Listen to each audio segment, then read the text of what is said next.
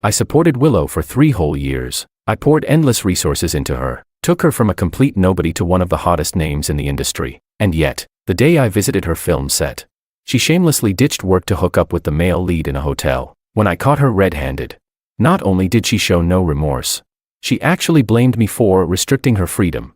Claimed her success had nothing to do with me. Right then and there, she had her so-called awakening. Immediately signed with a female-only agency, vowing to join the girls in taking revenge on me, the pathetic, self-important man who had held her back. But little did she know, while these fake fairy-like girls were convinced I'd act like the typical male lead in their dumb romance dramas, desperately simping for her and begging her to come back, I did the exact opposite. I cut her off brutally, without hesitation, because I, George Wong, never let betrayal slide. And this agency full of fake fairies?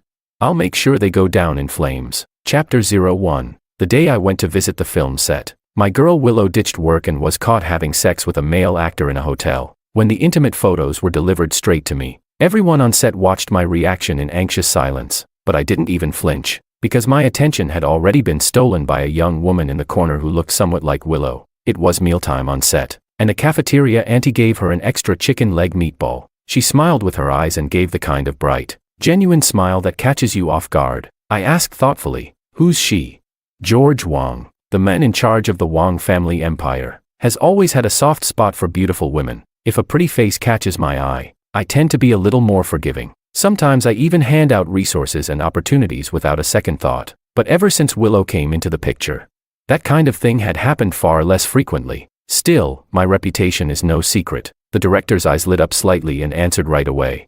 "She's Mrs. Liu's stand-in. Her name is Anna." I gave a small nod. "Since Willow's not here, shoot the other scenes first. How's Anna's acting?" The script supervisor pulled up a laptop and showed me some of Anna's audition clips. She moved with grace, full of natural charm. Her performance was a delight to watch. I glanced at my assistant David. He'd been with me for years and knew exactly what I liked. Without me needing to say more, he whispered a few words to the assistant director. The frozen tension on set suddenly thawed. The whole place became lively again, as if the disruption caused by Willow's sudden strike had never happened. Anna was called to step in. Even from a distance, the radiant girl seemed surprised, looking up and meeting my gaze with uncanny precision. Those eyes, bright and clear like autumn water. She smiled at me, so beautiful, it made my heart skip a beat. Chapter 02. Anna was brought to the Stars Entertainment by David. It was one of the tallest buildings in the city, 100 floors in total. The entire top floor was mine. As they ascended in the elevator, I had just finished a video conference and was staring out the window, lost in thought. It was a clear day, not a cloud in sight. A few thin files lay on my desk. Anna's profile. Within 30 minutes of me showing interest, every detail of her life had landed in my hands. Anna grew up in an orphanage. She used to do well in school but dropped out for unknown reasons and started working as a background extra. She had some training in physical movement, so she often served as a body double in scenes where the female lead's figure was highlighted. I watched some of her audition footage. Though she had no formal acting education, Anna had an innate charm and a natural presence in front of the camera. But this industry is overcrowded. Talent alone isn't enough to break through. Take Anna, for instance. After years in the business, she remained unnoticed. Being Willow's exclusive stand-in was the most prestigious line on her resume. To be honest, her looks were outstanding. Photos didn't do her justice. Although she did resemble Willow to a degree, her aura was completely different. In real life, no one would ever mistake them for the same person. I assessed her investment value. Final verdict, S+.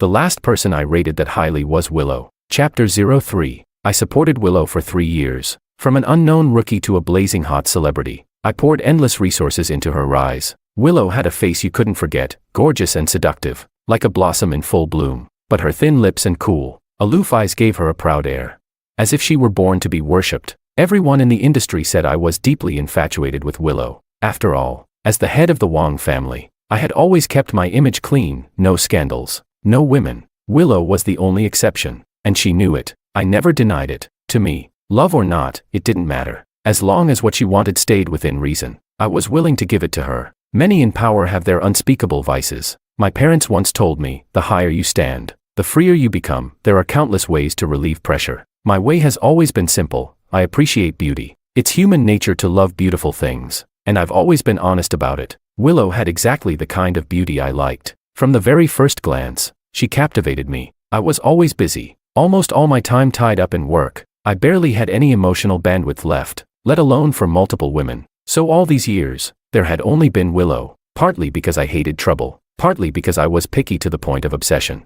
Willow wasn't exactly gentle or considerate. She had her little tempers, but that was fine. For a face I liked, I was willing to be more tolerant, more indulgent, but at the end of the day, I'm a businessman, not a charity. I had high hopes for Willow, and she didn't disappoint. She brought the company returns far beyond what I invested. As for now, I was simply disappointed. Disappointed that the girl who once looked at me with eyes full of dreams, like a galaxy sparkling behind them, now chose to drown herself in sweet nothings and hollow romance. Tossing aside her work like it was nothing, she brought an entire production to a halt, forcing others to pay the price for her selfishness. That crossed my line. I never give second chances. Back on set, David had asked how to handle the matter. I gave a short, firm order. Suppress it. Deduct any extra PR fees from her paycheck. Also, isn't Willow's contract almost up?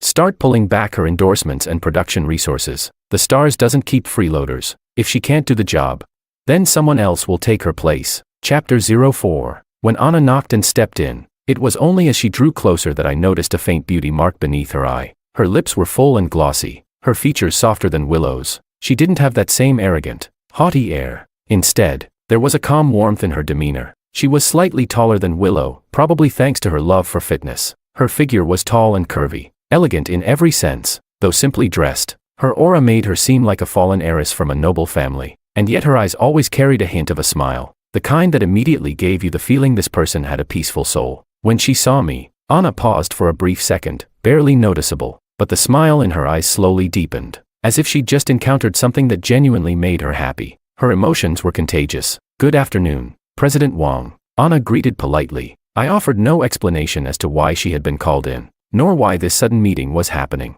I got straight to the point, sliding a file across the table. "You haven't signed with any agency yet," I said. "This is a contract. Within the Stars, artists were ranked by level. This was a Category B contract. For someone like Anna, a complete unknown, this contract was unusually generous." But Anna didn't even glance at it. Her eyes went straight to a different folder beside my hand, a black one. She smiled slightly and asked, "Is that the second option? Can I choose that one instead?"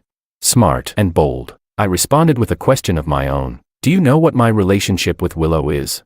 She took a moment to think, lips pressing together lightly. "She's your woman," she answered. Everyone knew I was Willow's backer. Anna didn't wait for me to speak, and followed up with, "If I sign that one, do I become your woman too?" Her bluntness caught me off guard. I looked at her, slightly puzzled. Anna had a pair of eyes that were impossibly clear, like untouched skies before pollution ever touched them. What she said could easily be misunderstood. And yet there was no flirtation in her tone. I stayed silent for a moment, then said more gently, "Anna, I don't like forcing anyone. I was never stingy with giving opportunities to beautiful women, but that never meant I had ulterior motives." That one smile from Anna had genuinely moved me. So this contract, it was simply a generous gift, no strings attached. Chapter 05. The reason the Stars has remained unshakable over the years is tied to a core habit shared by every president who has held power here: self-reflection. We constantly review the moments when things didn't go as planned, to understand why, to correct course. That's how we stay sharp, with things between Willow and me deteriorating the way they have. I allowed myself a brief moment of reflection, wondering if I had made a mistake. Maybe I gave Willow the wrong idea, made her think that if she ended things with me, I'd retaliate by blacklisting her. Maybe that's why she went behind my back and got involved with someone else. But the truth is, I've never cared for forced possession. As the CEO of the Stars, I'm surrounded by people trying to win my favor, countless women throwing themselves at me. More than a few have offered their beds as shortcuts, but I'm busy. Far too busy to waste time fighting over a woman. Even if Willow had been a great companion, even if we did share some genuinely good times, I'd seen so many sides of her: playful, sweet, angry, sad, joyful. Once, just to make her smile, I rented out an entire amusement park and set off a private fireworks show just for her. She'd accompanied me to countless formal events, officially acknowledged as my only partner with my tacit approval. In our most intimate moments, she would wrap her arms around my neck, touch her nose to mine, whisper my name, call me Gidge, a term only someone deeply attached would use. But now, in the photo taken today without her knowing, she clung to a man whose face was blurred, completely naked, kissing him with glazed eyes, limbs entangled. That was a side of her I had never seen before. Willow used to be a terrible liar. Her cheeks would flush the second she tried to deceive me, I could see through her in an instant, but now, years later, she could lie to my face without blinking. Today, when she said she was sick, she was actually in a hotel room with someone else. The stars has eyes everywhere. I knew her whereabouts in real time. Even those indecent photos were delivered to me within minutes. And yet, I quietly tucked them away. Cleaned up her mess. Made sure the media never got a whiff of it. Not out of any lingering feelings. She was still one of my signed artists. A scandal would damage the company's reputation. I knew she had developed real feelings for Makoto. The male lead from her previous drama, the one she'd been shipping herself with for months. I'd noticed her distraction, her emotional detachment. It's human nature. People change. I didn't take it personally. I simply decided to treat her like any other employee from that point on. She had been the one to fight for a place by my side. I had just gone along with it, and I had no issue letting it end. What I didn't expect was how far things had already gone between her and Makoto. Today's set visit had been a last-minute decision. I had just returned to the country and finally settled everything around me. Not seeing her there, and then discovering all of this, it caught me off guard, annoyed me, slightly, but that's all it was. Breach of contract should come with consequences. I don't force anyone. If she's unwilling, I'll simply replace her. Chapter 06. Anna looked at me for a few seconds without saying a word. There was something in her eyes, an emotion hard to define, like sunlight dancing on the surface of a calm lake. Shimmering and full of life. She had stunning eyes, gently arched, sincere in their gaze. As if she had chosen to look only at you, beautiful beyond words. I was momentarily distracted, broke my own rule and offered a rare explanation. If you choose to sign this contract, you'll have a solid future at the stars. But to my surprise, she smiled, not out of mockery or arrogance. She was genuinely happy. She blinked and said, President Wang, if I become your person, you're actually the one who's getting the short end of the stick. Flattery, no matter how empty, sounds like music when spoken by someone so beautiful. With her lips gently curved, she added, after all, George is the crown jewel of the stars, a business legend. Perfect. She was more tactful than Willow, and frankly, even more aligned with my aesthetic preferences. I stayed quiet for a few seconds, then slid the black folder toward her. An S+ contract, equal to what Willow once had. Of course, after what happened, I'd added far more restrictive clauses. Anna didn't even glance through it. She flipped straight to the last page and signed her name with a few crisp strokes. I reminded her, you can have a lawyer look it over. Anna smiled, eyes curving gently. No need. I don't really have anything worth being cheated out of. She added, and besides, President Wang wouldn't deceive me. It felt like a feather had brushed across my heart. I'll admit it. I was pleased again. Chapter 07. By the time I wrapped up work, the moon was already hanging high in the sky. I took Anna to one of my villas. This area was quiet and highly private. I had bought the property just last year. Willow had never been here. Anna had to wear disposable slippers for now. I told her to register her fingerprints in the system. This place hasn't had any other visitors. If there's anything you need, tell the housekeeper. He'll take care of it. She nodded seriously, looking oddly happy. I asked, what is it? She replied, Southwest, this place is yours, and now, it'll just be for you and me, right? She knelt down to help me change shoes.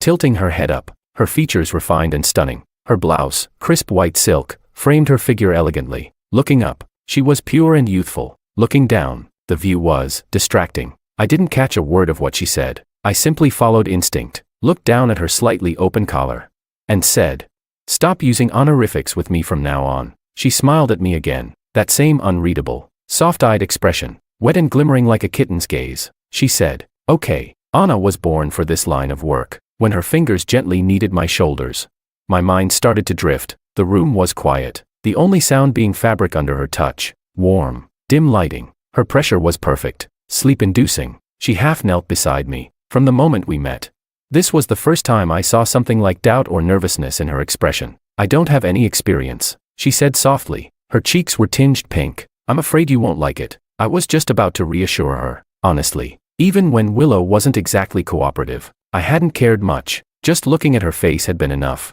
But then, Anna tied up her hair and lowered her head. She whispered, so I want to try something else first. Is that okay? I didn't say no. That silence was my permission. Her lips were warm and soft. The temperature in the room began to rise. The air grew hazy, like I'd fallen into a fragrant hot spring. At first, Anna kissed awkwardly, clumsy, unsure. She froze a few times, maybe afraid of hurting me.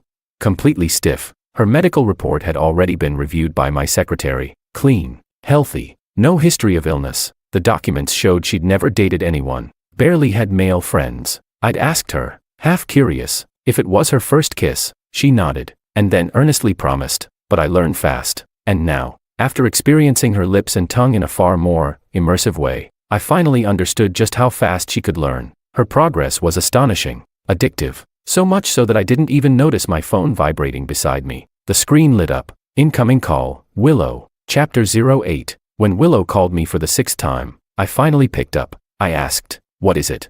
She shot back, "What are you doing? Why aren't you answering your phone?" Willow was clearly oblivious to the fact that she'd been secretly photographed. Well, of course, she was wrapped up in her sweet little romance with Makoto. Who could get a hold of her like that? Her agent had been sick recently, and her assistant only dared to inform me about it first. There was a hint of displeasure in her voice over the phone, but she quickly laid her intentions bare. She said, "George, wasn't the lead female role in Director Jin's The Moon supposed to be mine? Why haven't I even received a casting call?" The Moon is the kind of show aiming straight for awards, and conveniently, Anna needed a Best Newcomer title. I had assigned Martin, our company's top agent, to Anna. He'd just returned to the stars after medical leave. Martin is incredibly efficient. That very afternoon, he laid out a full career plan for Anna for the next year, listing several fitting roles, including this one by Director Jin. Willow had been eyeing that lead role for a long time. After all, she'd always been cast in idol dramas, and now she wanted to shift into more serious productions. But since it suited Anna better now, I simply gave the audition opportunity to Anna. Anna had probably overheard, but she was obedient. Even now, without a word from me, she just kept going. I said, "Because I gave it to someone else." My tone was casual, indifferent. "Come," I said. "Willow, are you questioning me right now?"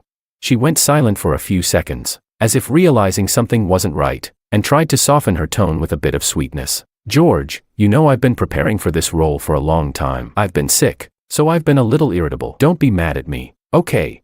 Honestly, I couldn't even hear what Willow was saying, because my fist suddenly clenched, and I let out a muffled grunt. Willow's voice came to an abrupt halt. There was dead silence on the other end of the line. Several seconds passed before she finally spoke again, her tone no longer steady. She asked, "What are you doing?"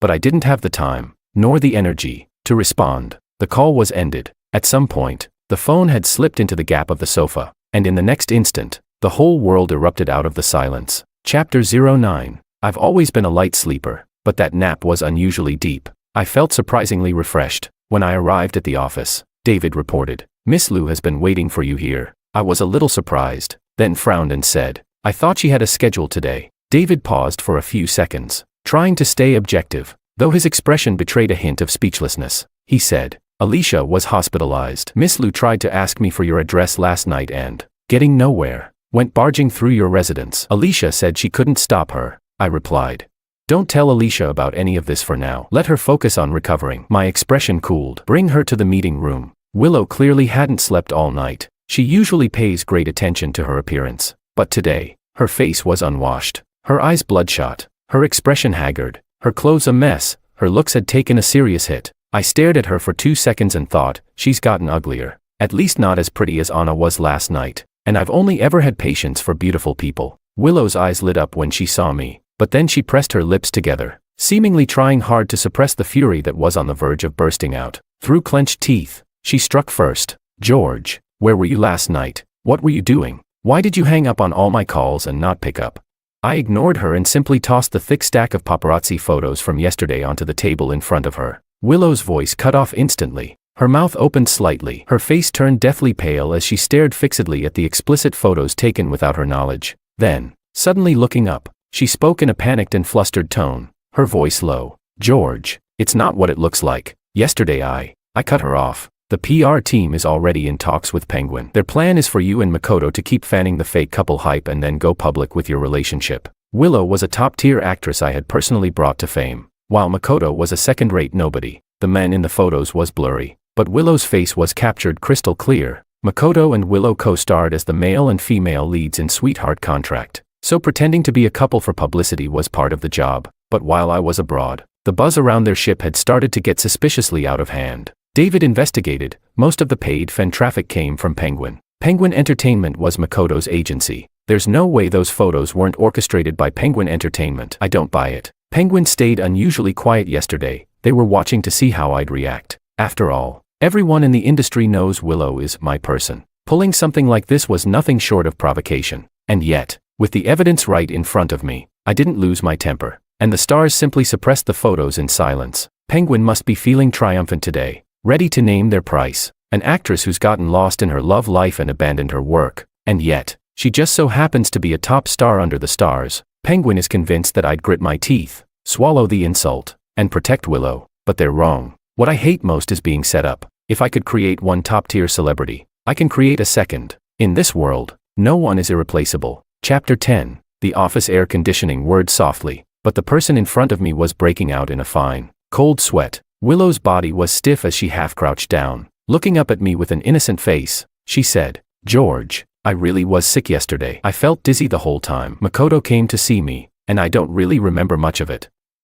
But we didn't do anything. I pushed him away pretty quickly. I was afraid you'd misunderstand, so I hadn't figured out how to tell you yet," I said. "You were set up, Willow." She didn't really hear any of that. I was just stating the facts, coldly and briefly. Willow, who had been rambling explanations, instantly fell silent. She stared at me, as if trying not to miss even the slightest shift in my expression. In a trembling voice, she asked, "That's all you have to say to me?" I frowned and shot back, "What else do you want me to say?" Willow bit her lip and said, "You knew about it yesterday. Why didn't you react at all? We've been together for 3 years, and you don't even ask me why." But the moment she chose to start something ambiguous with Makoto, it was already over between us. I didn't need to know the story behind that choice, because from that point on, she had nothing to do with me. Willow should have understood this before. Every choice comes with a price, and explanations after the fact. In the end, they're all just empty words. I was a little puzzled, so I asked plainly, "What kind of reaction do you expect from me? Pain, jealousy, anger? Do you want me to demand answers from you?" She snapped, "You never cared about me. You're always like this."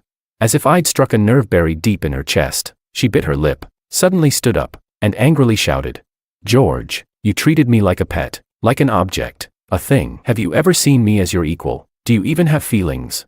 My fingers holding the coffee spoon paused for a moment. With Willow's emotions this intense, chances were she was speaking from the heart. She must have felt this way for a long time. Suddenly, I felt a bit absent-minded. Thinking back carefully, I couldn't even recall the emotion in her eyes that first time she came to me and looked up with a smile. Back then, her approach felt forced, her performance obvious. I had clearly seen through her little schemes, her determination to rise by using me, but I hadn't disliked it. In fact, I admired it. Opportunities only go to those who are prepared. And besides, not everything about Willow was fake. So was I angry and hurt when I found out? Yes. After 3 years together, day in and day out, it'd be a lie to say I didn't like her at all. But in George's life, feelings like liking never took up much space. More importantly, I was especially good at detaching from negative emotions and shaking off their effects quickly. Compared to the humiliation of being cheated on, what I felt far more was the displeasure of being disrespected. So I accepted her accusation and said calmly, "Willow, you give yourself too much credit. She and I were never equals. Not in social standing, not in emotional dynamics. It had been that way from the very first day she started following me." Willow clearly understood what I meant. The emotion in her eyes shattered instantly. She stared at me in disbelief, hands tightly clutching the hem of her skirt, and even let out a bitter, self-mocking smile. But I no longer had the patience to watch her clumsy performance. The last trace of emotional turbulence faded. My tone turned even colder as I said, "Did you really think I wouldn't be this ruthless, that I'd go all out to win you back?" Willow's expression went blank for a moment. I'd hit the mark again. She had mistaken my indulgence as something she deserved. My generosity had become the very foundation of her confidence. "I finally found it laughable," I said. "Just because I'm not chasing after you doesn't mean you'll walk away unharmed. Willow, I'm not a philanthropist, revoking all the privileges and resources she had at the stars. Knowing Willow, she'd soon be off looking for her next patron, and the best option now would be Penguin, already licking their chops, ready to sink their teeth into this prize. Everyone knew Willow had me backing her. If she defected to Penguin, it would be a blatant provocation. My father once taught me, the essence of power plays is making others fear that damaging your interests will inevitably harm theirs. So, when someone dares cross you, you must retaliate 1,000-fold, even if there's no immediate benefit to gain. Now that Penguin had stepped on my toes, I certainly wasn't going to let it slide. But my mother also taught me, when you stand at the top, a bit of grace goes a long way. Those who hold power must still win hearts. So I had no interest in destroying Willow outright. The board of the stars was filled with loyal allies and trusted elders I had personally placed. Essentially, my word was law. Penguin, on the other hand, was different. Sophia, the heiress of the Lin family, had just taken control. There were still several rival factions within the company, constantly scheming, competing for power, and elbowing each other out.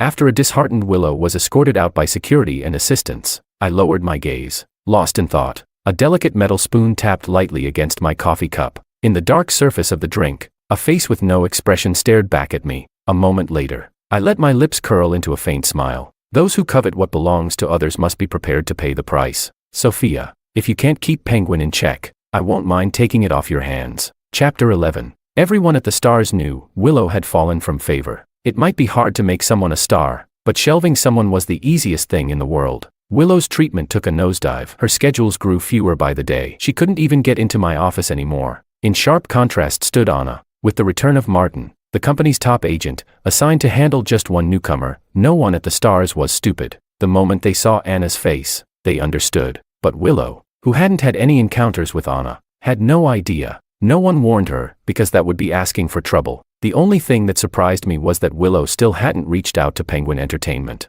They'd offered her a pretty generous deal. The contract was S-tier, with breach penalties fully covered. It was obvious they were desperate to sign her. So why had Willow stayed in the Stars, a place that was now clearly neglecting her? Was she waiting for a better offer? Or did she have another motive?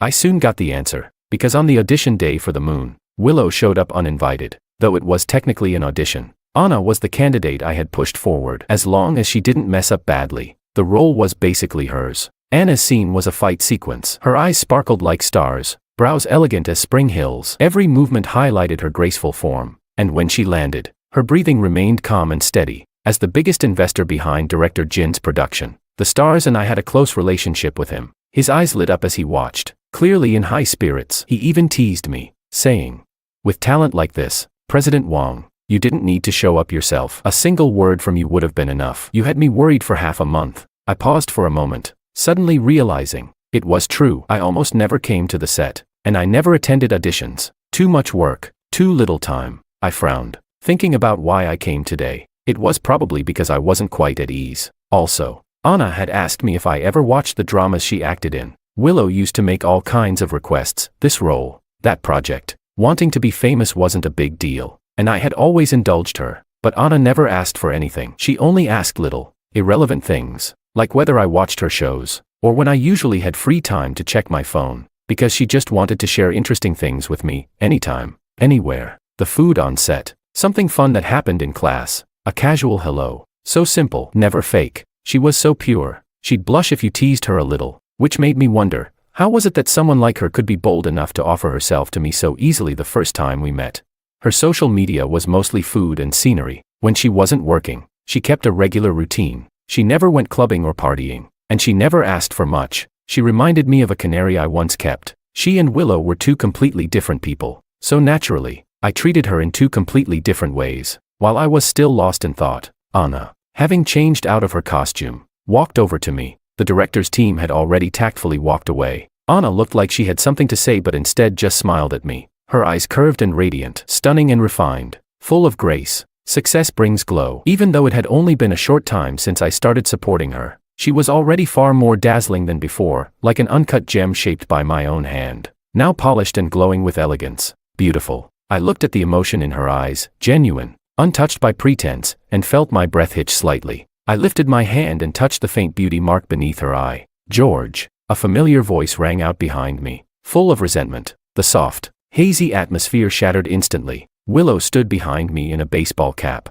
face full of indignation. Her gaze locked on Anna, her eyes filled with rapidly shifting emotions: shock, hesitation, confusion, realization, fury, jealousy, fear, until all of it turned into deep hatred and disgust. Willow curled her lips into a sneer and said, "So it's you.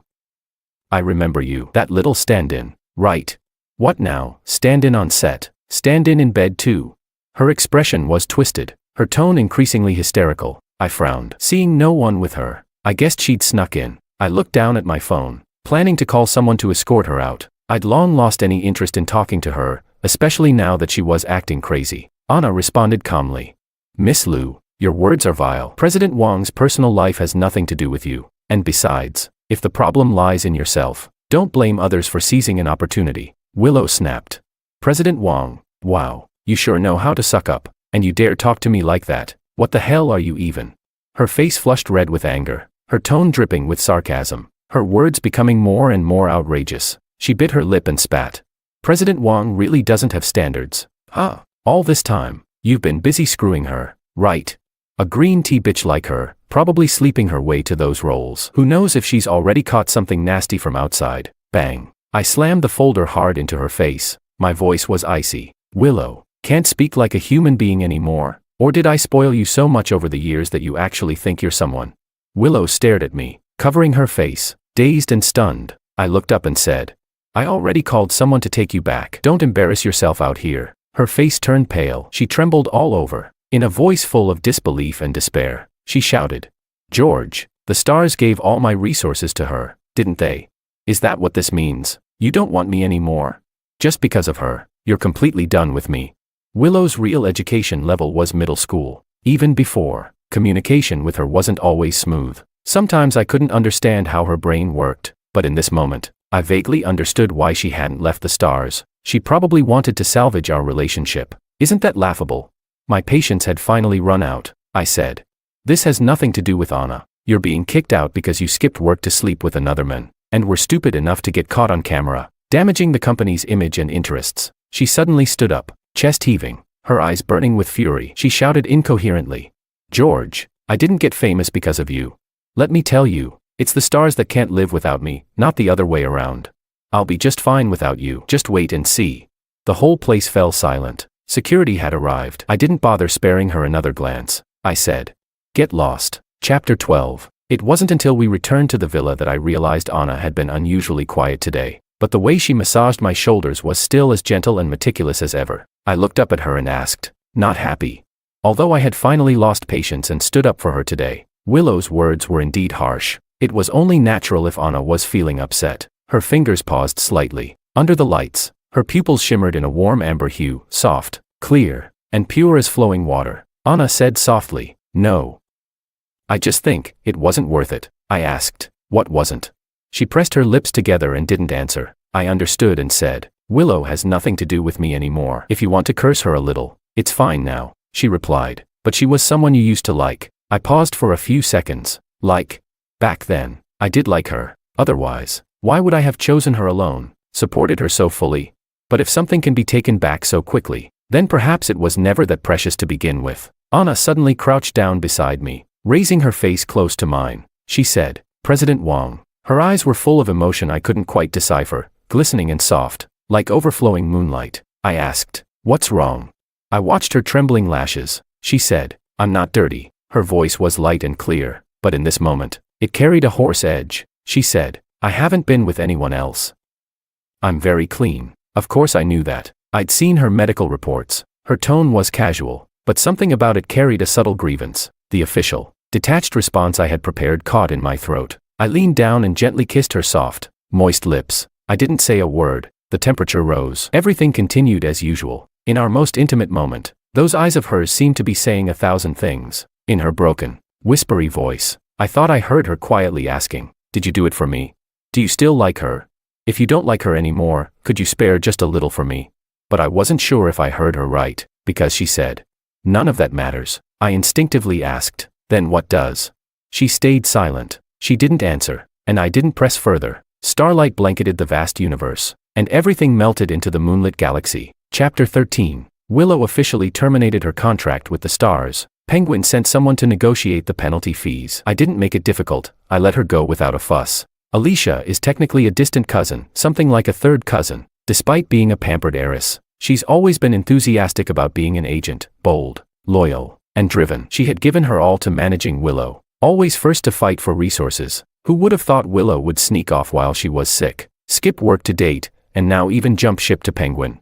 Once Alicia got the full story, she shot up from her hospital bed, livid, and cursed Willow, that ungrateful snake, for 3 straight hours. By the time I went to visit her, she'd already shaken off any signs of illness and was so energetic she looked ready to storm over and beat Willow up. She ground her teeth and growled, President Wang, you just let that backstabbing idiot walk away like that. She gave up being the star's top actress to go get her blood sucked dry by Penguin, a sitting duck waiting to be gutted. She ought to donate her brain to science. And Penguin, those rats dare pull this dirty stunt right in front of us. I swear I'm gonna hang a protest banner outside Sophia's house. But the moment she saw my expression, she paused mid-rant and leaned in. Cousin, you've got a plan, don't you? I toyed with an orange in my hand and said, it's actually better that she's gone. Some things are hard to do while she's still at the stars. I was thinking, like the Willow and Makoto situation. The fallout from that would have tarnished the star's reputation. She asked, so what's the plan? Come on, tell me, I said. I had someone look into Penguin's and Willow's upcoming schedules. I spoke slowly and calmly. They're planning a big slate of IP adaptations, 5 historical dramas, 3 modern romances, 2 fantasy wuxia series, and 1 spy thriller, and we've got all the expected air dates. Alicia's eyes lit up instantly. This is what we call business warfare. No need for sinister tricks or sword fights in the shadows. In entertainment, it's all about numbers, shows and artists. Head to head, I said. I've reviewed the quality too. Not hard to beat. So we'll match Penguin title for title, genre for genre, and launch our shows in the exact same slots. Alicia gasped, then gave me a thumbs up. This is savage. Only you could pull this off, President Wong. I paused, then added. As for Willow, she's not that dumb. Penguin wants to suck her dry, but it won't be that easy. There's going to be infighting, sooner or later. Her mood visibly improved. She leaned in again, whispering curiously. Wait a second, I heard you've been mentoring a newbie lately. Anna. Right. So now it's not just the stars versus Penguin, but Anna versus Willow too. I answered flatly. Alicia caught on immediately and clicked her tongue. Then I'd say Willow doesn't stand a chance. If Anna rises stepping on Willow's back, she'll go absolutely mad. I replied calmly. Anna used to be Willow's stand-in. I need to stay a step ahead. If Willow dared to use that fact against her, I'd make sure she experienced what it meant to be utterly crushed. But Alicia's smile gradually faded. Her expression turned oddly thoughtful as she cleared her throat and said in a gossipy tone, Cousin, it feels like you're putting more effort into this one than the last. I asked. Really? I frowned slightly, paused to think for a moment, then said, maybe it's because Anna is more what? I hesitated. I wasn't sure how to describe it. Logically, in this industry, there's no such thing as someone truly clean, but Anna made me feel like she deserved to be protected. My phone suddenly buzzed twice. It was a photo from Anna, her beloved thermos. The surface was worn from use, but etched near the bottom, so small it was nearly invisible, were the initials of both our names. Before she had it customized, she told me, this way, no one will notice. I was confused. If you don't want anyone to notice, why bother engraving it? She just looked at me quietly. After a while, she lowered her eyes and said, but I still kind of want people to know. Always cheerful Anna seemed, just for a moment, to show a flicker of melancholy. I didn't know what complex feelings she was holding inside. All I could do was offer a simple reassurance. Then don't hide it. No one will say anything. She went quiet for a long time. Then her warm lips brushed against my fingers, and she whispered, I'm not good enough, so I don't want to be your stain. In that instant, a random trending phrase floated through my mind. If she's willing to care about me, that's good enough. And just then, meeting Alicia's sparkling eyes, I absent-mindedly finished the sentence I'd left hanging earlier. She's prettier. Lust clouds judgment. It must be because she's just too beautiful. Beautiful enough to mess with my head. Alicia was briefly speechless. Then she gave me a knowing look and said, got it, President Wong. Chapter 14. Penguin and Willow had a falling out. Faster than I expected, because Willow refused to promote Penguin's newcomers and wouldn't go public with Makoto. For a top-tier actress in her prime, playing along with promo events or fake couple marketing was one thing, but going official with someone,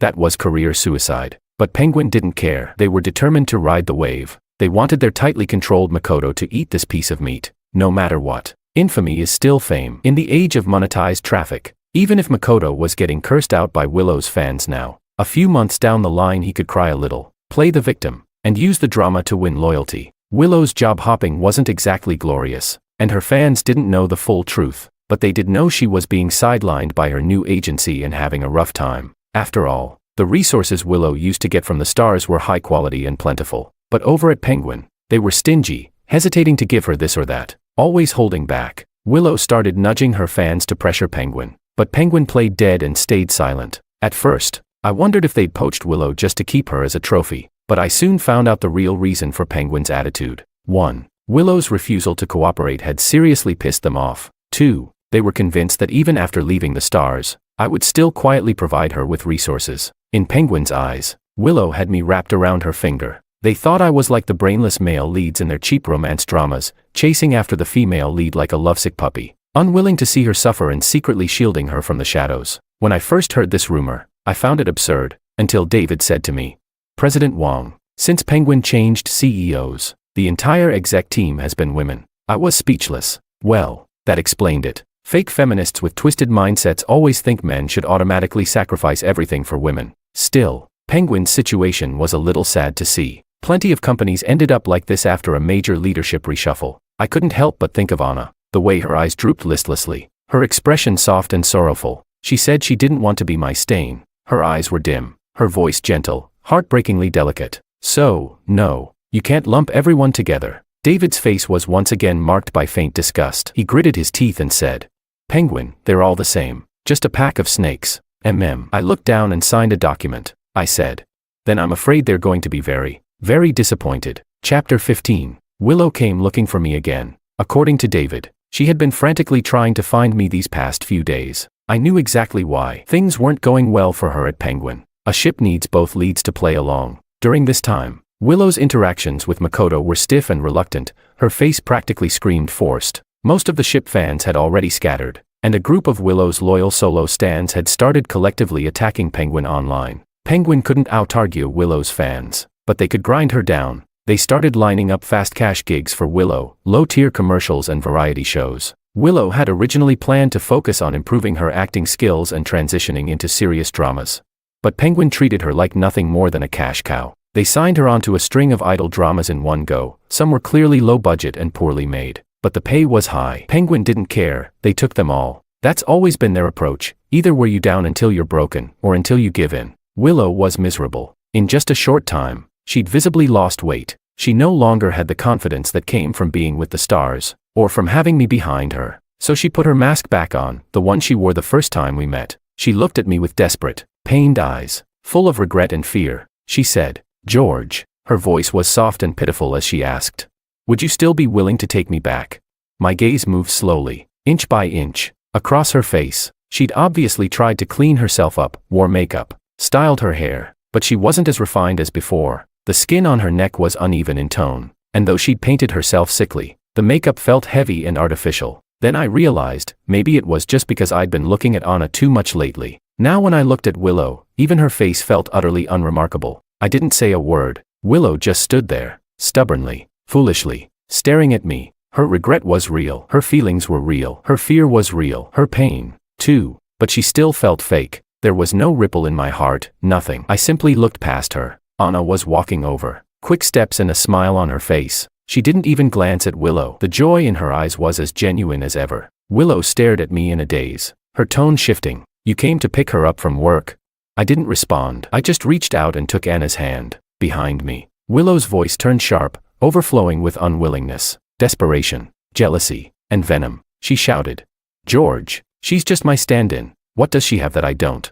If you want to keep her, I don't mind. I can be with you too, we can share." She was truly throwing everything away. The same proud, arrogant girl from before, actually saying something like that now. I was briefly surprised. I tilted my head slightly and saw that Anna's expression hadn't changed. If I hadn't noticed the way the hand in mine had briefly curled up ever so slightly, I might have believed she wasn't affected. I suddenly felt like teasing her, so I pretended to consider it and asked, "What do you think?"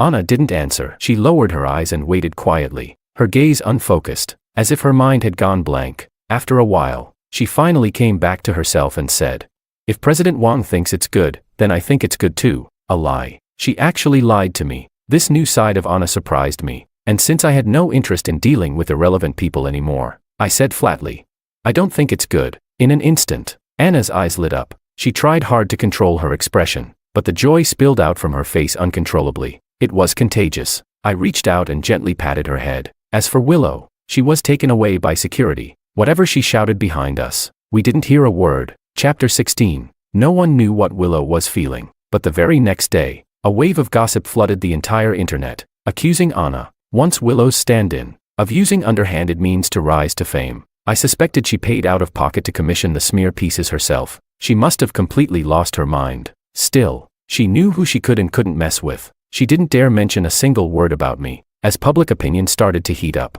Alicia and Martin were lounging in my office, sipping the tea Anna had brewed for me. Alicia said, "What a terrible move. I never realized she was this dumb before." Martin, focused entirely on tasting the tea, said calmly, "Anna's been progressing steadily. That desperation is showing." Alicia scoffed. "What's there to be desperate about? People online are calling her Little Willow. It's not like she's going to overtake the original anytime soon." Martin gave a faint smile. "She couldn't before. Now she can." Just then, David walked in with a data report and said, "The Moon's premiere rating just broke 3. On the tablet screen in front of me, a heroine in snowy white robes moved like a dream, graceful, ethereal, light as air. She skimmed the crowd with barely a touch, like a dragonfly on water. She turned her head, gaze bright as stars, lips curved in a soft smile, and said, 'Aurora, present.' In an instant, the live comments flooded the screen, so dense the subtitles vanished. All you could see was, 'So cool, so cool, so cool.'" Martin gave a succinct assessment. "Good performance. Glad I signed her up for all those classes." Alicia made a sound of surprise. "She really is gorgeous. Looks a bit like Willow, but totally different vibe." President Wong, "You've been watching the Moon this whole time?"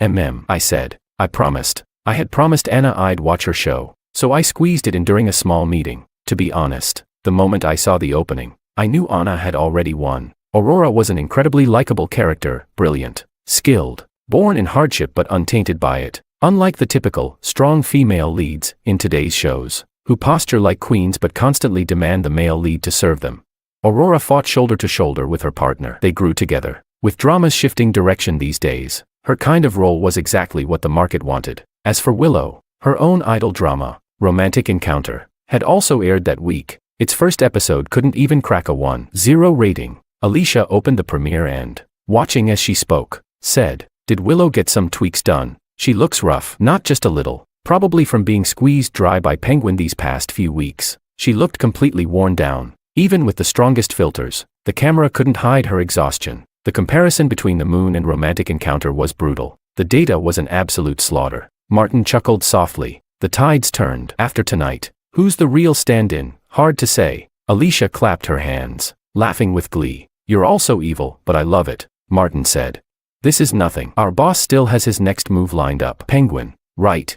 "Taking without asking is theft, and a thief who steals from us.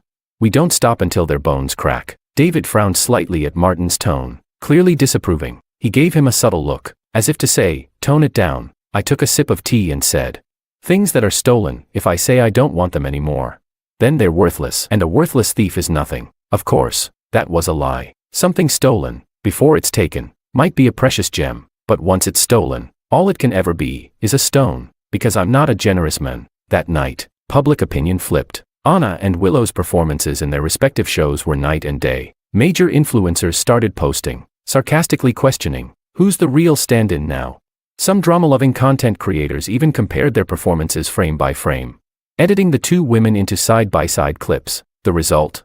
Absolutely brutal. Even though Penguin and Willow's most loyal fans were raging, one fact couldn't be changed. Anna was officially famous, and not just any kind of fame. She rose by stepping over Willow, drawing in her fans, and igniting her own star with a bang. Chapter 17. Taking down Penguin turned out to be even easier than I imagined. While Willow's and Anna's fans were locked in an all-out war online, Penguin didn't even notice that the Stars had quietly lined up its new drama schedule, matching theirs perfectly, show for show. Every drama Penguin released during that period was crushed by the Stars' counterpart, without a trace left. Just like the difference between the Moon and Romantic Encounter. When Penguin launched a historical drama, the Stars launched a historical drama the same day. When Penguin released a modern romance, the Stars released one too. When Penguin dropped a fantasy wuxia show, the Stars dropped theirs alongside it. The Stars had a ton of projects, endless capital, and put quality first. So, in every genre, Penguin's shows were utterly eclipsed. Their ratings so abysmal that they barely registered.